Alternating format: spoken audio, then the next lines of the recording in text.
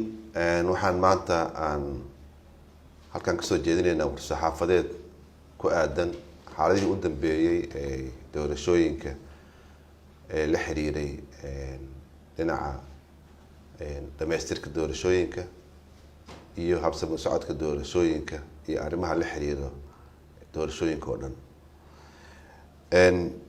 Maanta Muqdisho 24 Maarso 2022 dowladda bulshada rayidka ee Sonsa waxay aad uga xun tahay weeraradii ka dhacay shalay garoonka diyaaradaha ee Aadan Cabdulle Cismaan iyo magaalada Beledweyne kuwaas oo geystay burbur, dhaawac, dhimasho dad rayid ah oo aan waxba galabsan oo runtii dhibaato xoog leh ka soo gaartay weeraradaasi shalay dhacay. Falka weerarka ka dhacay magaalada Beledweyne waa markii labaad intii ay doorashooyinka socdeen.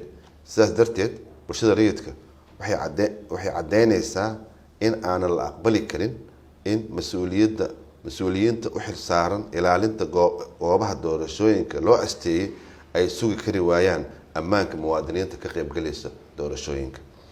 Bulshada rayidka waxa ay marar badan ka hadashay baahida loo qabo sidii loo xaqiijin lahaa ammaanka muwaadiniinta musharaxiinta ah, khaas ahaan haweenka u taagan ka qaybgalka doorashooyinka.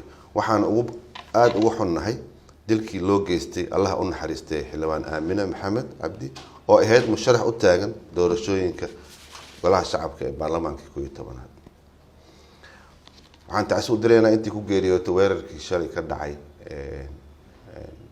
magaalada Muqdisho iyo Beledweyne, intii ku dhimateen taasi u direynaa. waxaan Ilaah u baryaynaa intii ku dhaawacanteen inuu caafimaad siiyo. Ugu dambeyn waxaan ku baaqaynaa in si degdeg ah baaritaan dhab ah loogu sameeyo weerarkii shalay ka dhacay magaalada Beledweyne, isla markaana waxaan soo jeedinaynaa in ciidamada ammaanka Hirshabeelle, kuwa dowladda federaalka ee ku sugan magaalada Beledweyne iyo Amisomba oo mas'uul ka ahaa sugidda ammaanka doorashooyinka ay warcad ka soo saaraan ciddii mas'uuliyaddaas lahayd. Wabillahi tawfiiq.